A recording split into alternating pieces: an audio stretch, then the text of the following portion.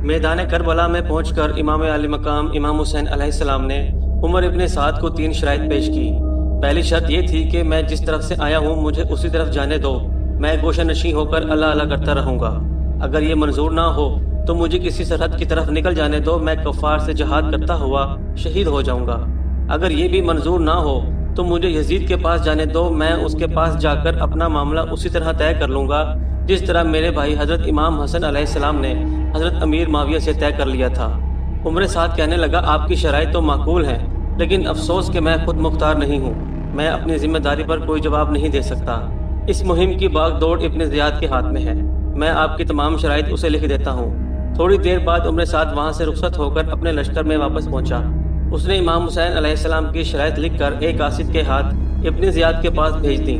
عمر سعد کو یہ یقین تھا کہ ابن زیاد امام حسین علیہ السلام کی شرائط میں سے کوئی ایک شرائط ضرور مان لے گا۔